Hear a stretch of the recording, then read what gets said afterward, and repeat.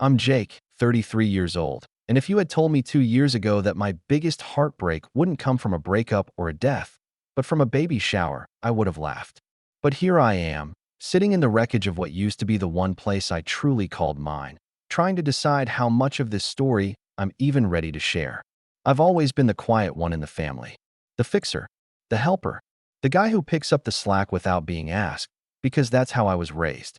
When mom needed someone to help her move after her back surgery, I drove 6 hours and slept on the floor. When my sister Haley wanted to flip a condo but got bored 3 weeks in, I finished the job myself.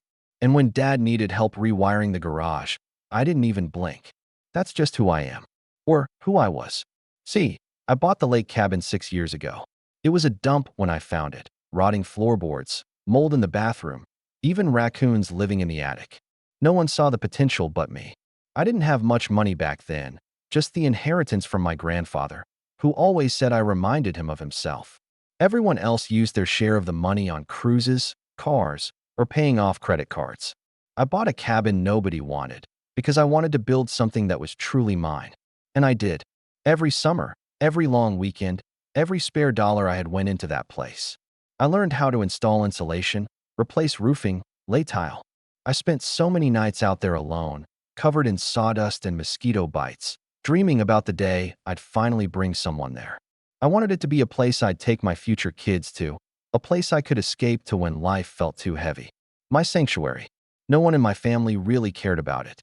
Mom thought it was a waste of money. Dad said it was too remote, and Haley never even came to see it. I didn't mind. In fact, I preferred it that way. It made the place feel more like mine. A piece of earth not constantly trampled by other people's problems. So imagine my shock when I walked into Haley's baby shower last month. All fake balloons and catered cupcakes and those ridiculous diaper raffle cards, and saw my parents standing on a makeshift stage in the backyard, holding up an oversized novelty key. Everyone clapped. Haley was crying happy tears, and I just stood there, blinking, because the words coming out of my father's mouth weren't computing. We bought Haley and Greg their first home, a lake cabin, fully furnished, fully renovated, for our grandbaby to grow up with nature.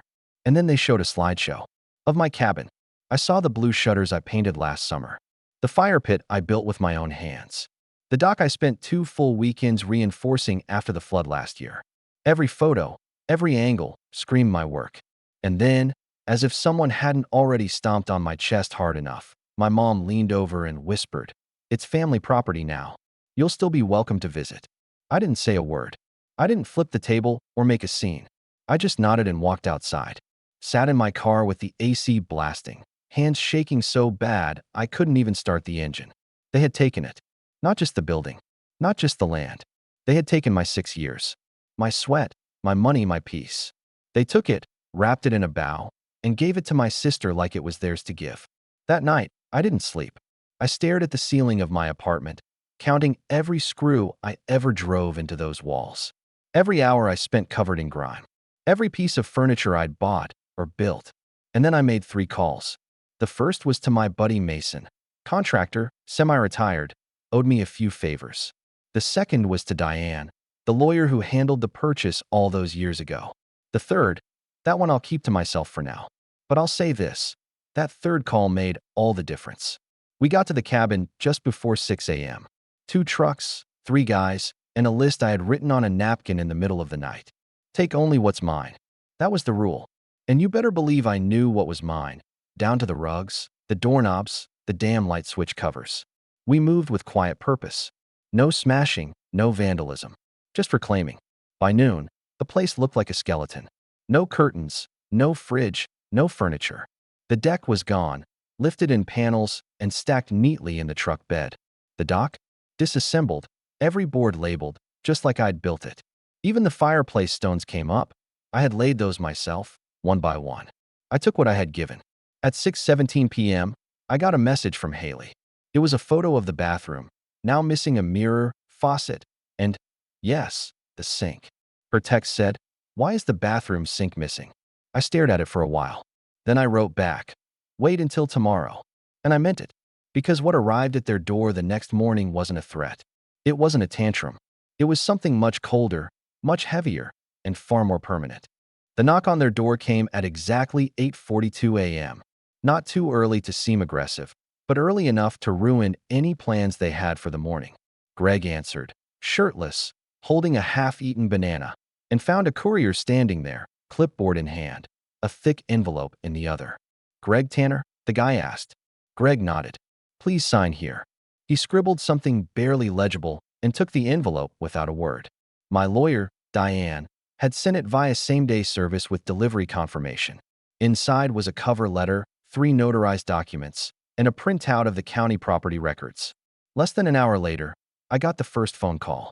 I let it go to voicemail. Then a second call, this time from Mom. Then Haley. Then Dad. All ignored. I didn't need to hear the panic in their voices to know what they were reading. The first document was a copy of the original deed from 6 years ago. In my name only. No liens. No co-signers. Just me. The second document was a cease and desist notice addressed to Haley and Greg, informing them that they were trespassing on private property and had 48 hours to vacate before legal action would begin.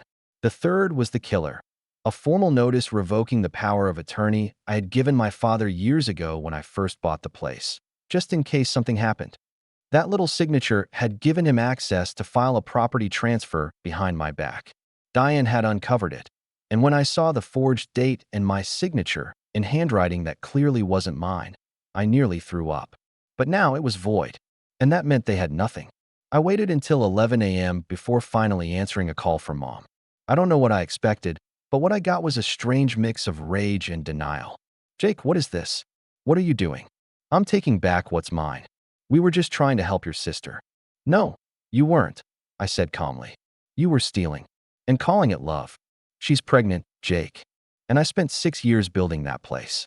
Pregnant doesn't equal entitled. There was a long pause. Then the shift I knew was coming. Well, I don't know what kind of man rips a dock out of a lake just to prove a point. I actually laughed. The kind of man who built the dock in the first place.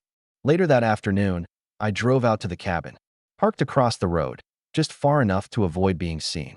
Their cars were still there. No movement. I knew they'd call a lawyer, maybe the police, but I had made sure everything was clean. Every item removed was mine, paid for by me, with receipts to match. There had been no damage, no forced entry, just reclamation. At 4:09 p.m., I saw Greg dragging a suitcase to the car. He looked exhausted. At 4:17, Haley came out, visibly crying, holding a trash bag full of clothes.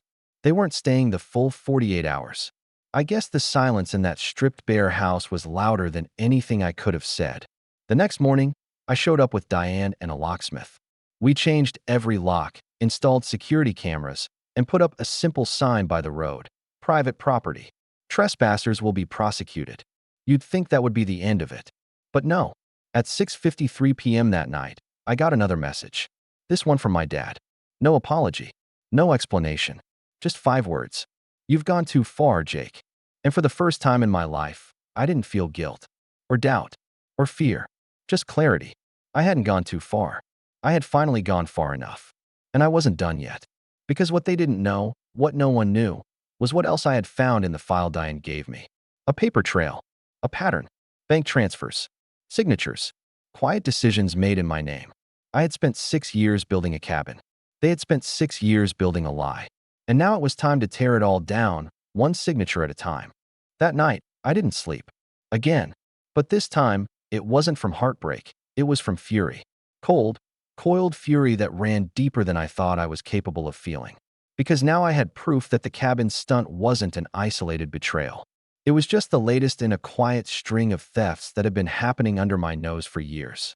Diane had included the documents in a slim black folder, with little sticky tabs marking the things I needed to read.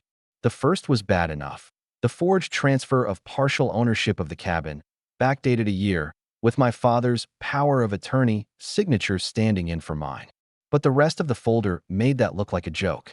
There was a second property, a parcel of undeveloped land that my grandfather had willed to me separately from the shared inheritance. It was raw land, nothing built on it, just a plot of woods on the edge of the county line. I hadn't done anything with it because I didn't have the time or the money. But it was mine, or so I thought. Turns out, 5 years ago, that land had quietly been sold. Not by me, by them. The records showed that, Using the same power of attorney, my father had filed a sale to an LLC registered in Greg's name, Haley's boyfriend now husband, for less than half its market value. And 3 months later, that same land had been flipped to a developer for 10 times what it was sold for. They made nearly $180,000 on it. Without telling me, without even mentioning it once. I sat there staring at the numbers, my hands trembling. I remembered my mom once telling me, "Don't waste time on that lot, Jake. It's worthless." I had believed her. I believed all of them. Every single time they said I was overreacting. Every time they said I was being selfish for asking too many questions.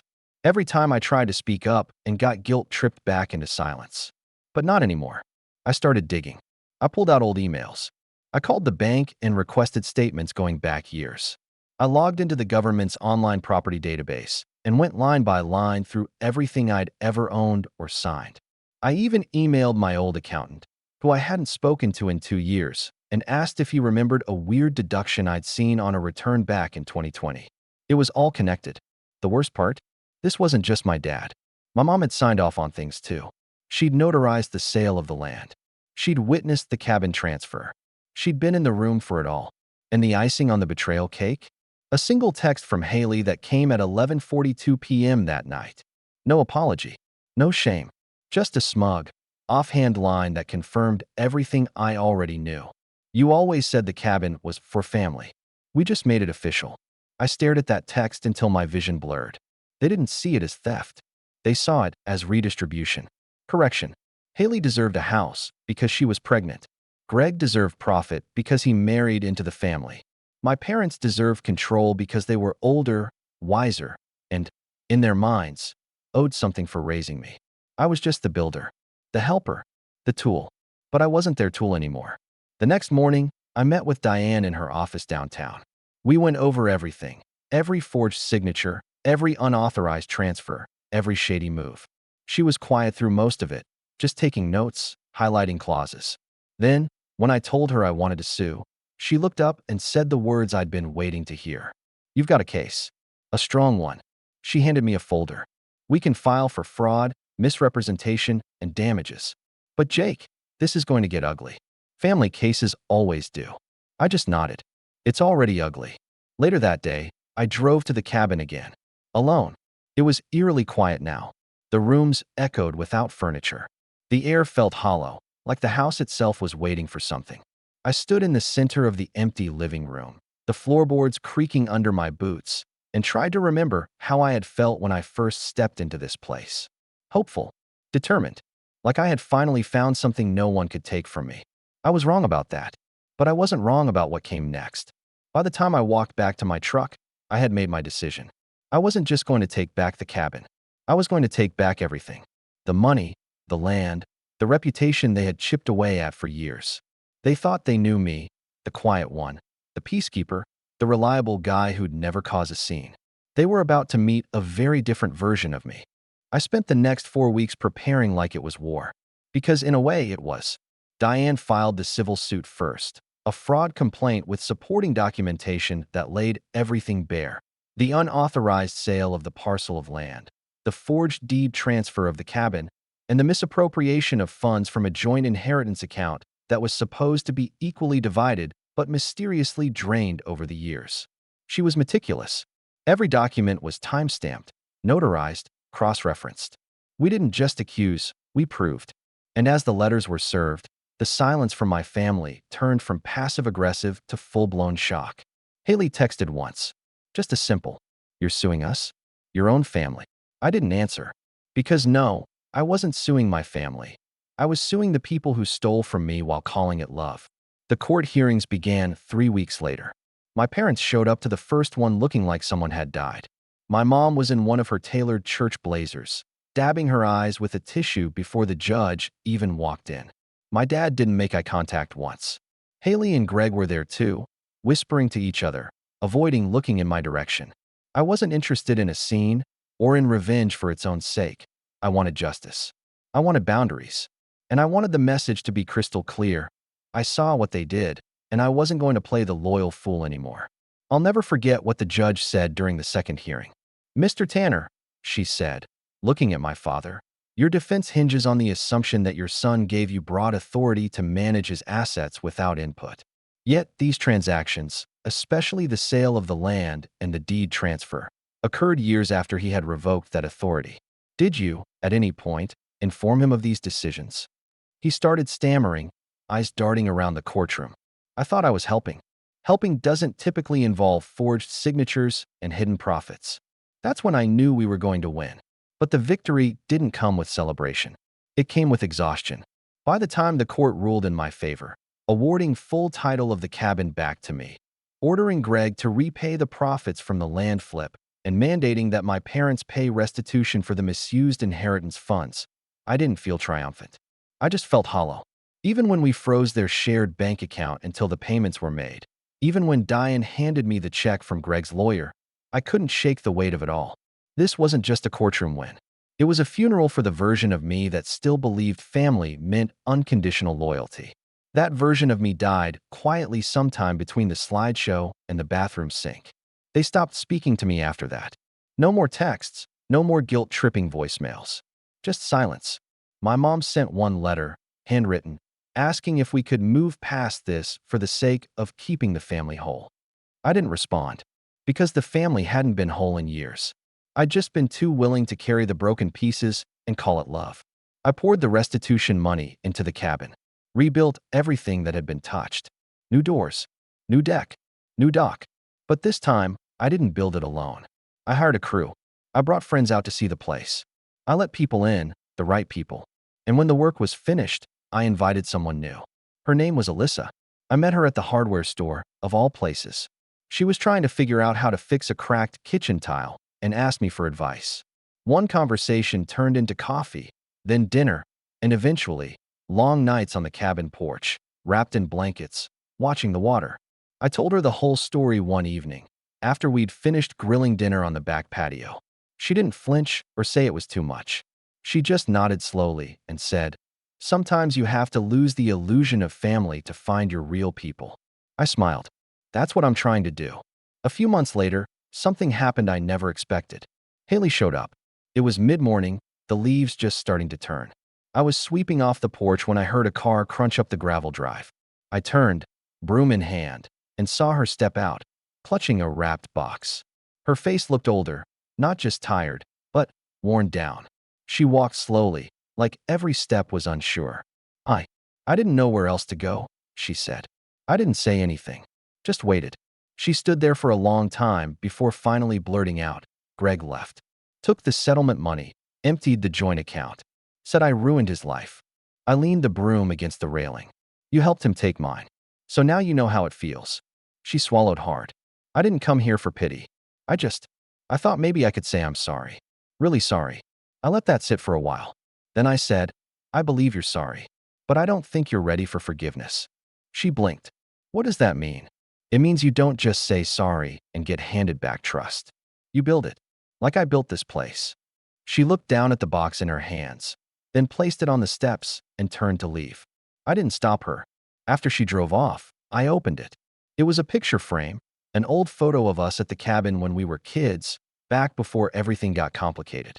There was a note inside. "You built this for peace. I hope you find it." I still don't talk to my parents. I doubt I ever will. Some bridges aren't meant to be rebuilt, especially the ones they burned with stolen matches. But I've made peace with that. Because now, when I walk into the cabin, I don't hear echoes of betrayal anymore. I hear music, laughter, new memories, honest ones. The cabin is mine again, not just legally, but emotionally. It's not a monument to what I lost anymore. It's a home for the life I'm building.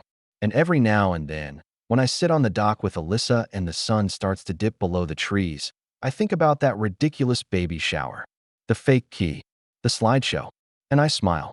Because in trying to steal my peace, they handed me something better, the strength to finally protect it.